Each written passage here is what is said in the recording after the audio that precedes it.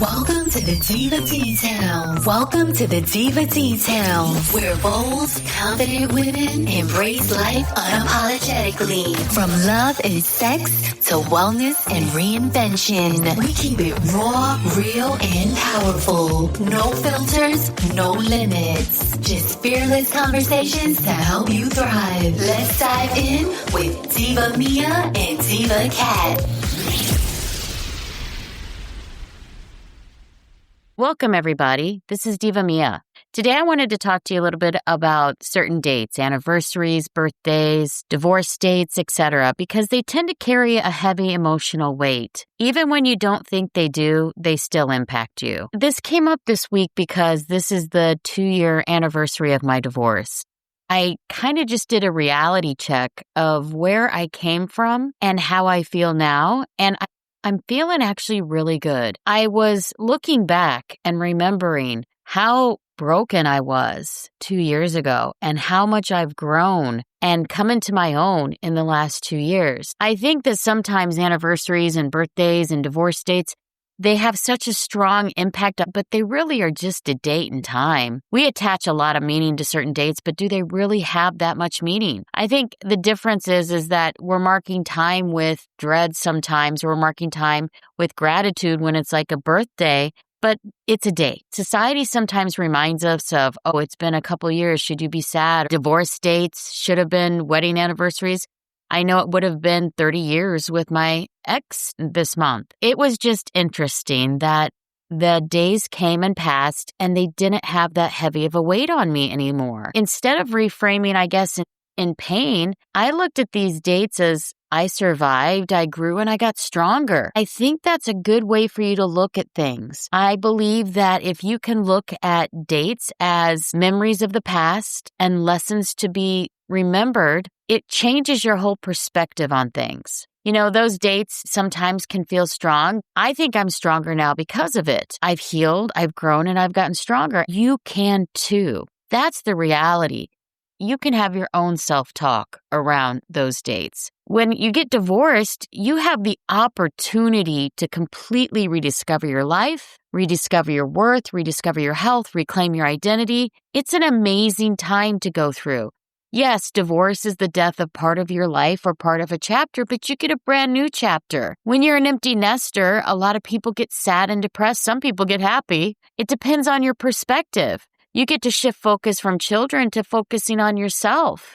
You got to spend some great times together and cherish those memories. And sometimes people break up and then they have breakup anniversaries and anniversaries of the time they met. But you know what? Look back and look at what worked in the relationship, what didn't, and build stronger boundaries for next time to make a better relationship. Everything in life is a lesson. We should all remember the good times, no matter what the change is in our life, no matter what the anniversary dates are. Remember the good times and have gratitude for that.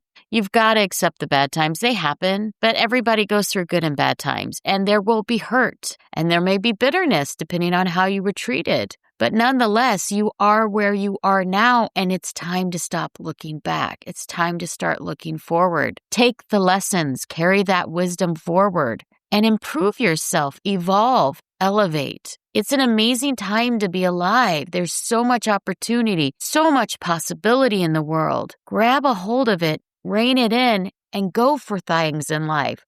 Don't hold yourself back anymore.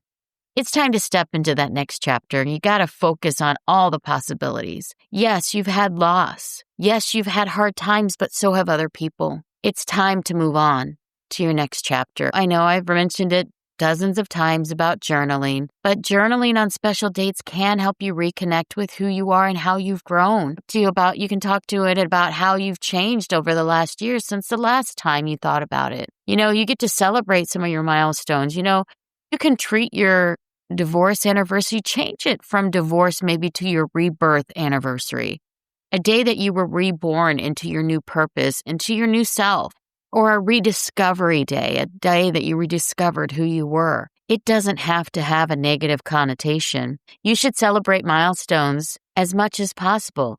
You know, you can have rituals of remembrance like light a candle and blow it out and say that part's done.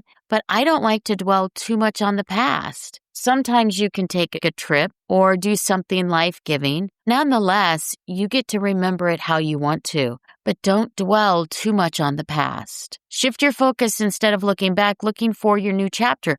Maybe make it a goal-setting day and say, you know what?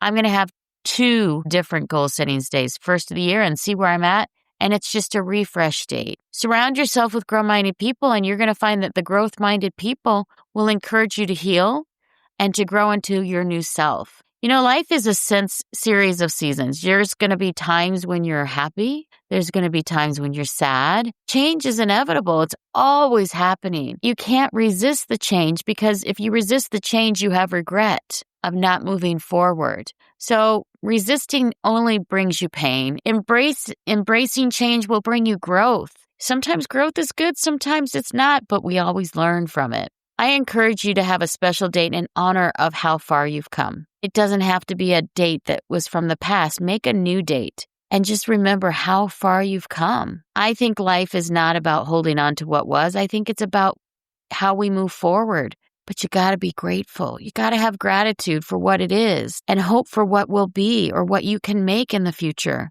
because we make our own lives. Everything that you have in your life, you've attracted in. If your life is not the way you want it to be, then go change it. But you have to make that choice. You have to make that decision. You have to grow. I've noticed in many situations that instead of people going inward after a divorce and really reflecting on who they are and what they want to become, they distract themselves.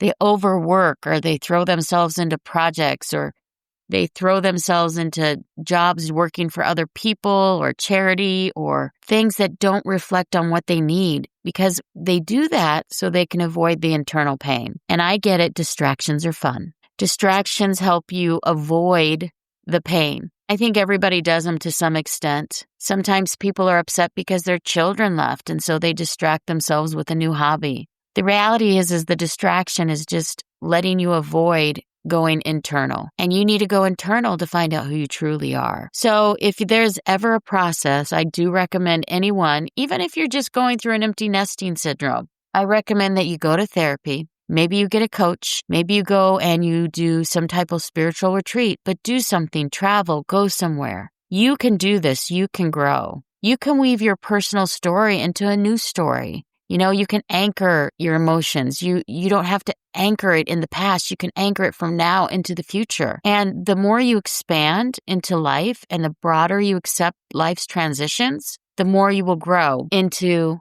your future. I hope this helped today. I hope this helped with changing seasons, changing dates. I hope that you realize that those dates aren't your doom. Those dates are your growth dates. This is Diva Mia. I hope you have a wonderful day. Signing off.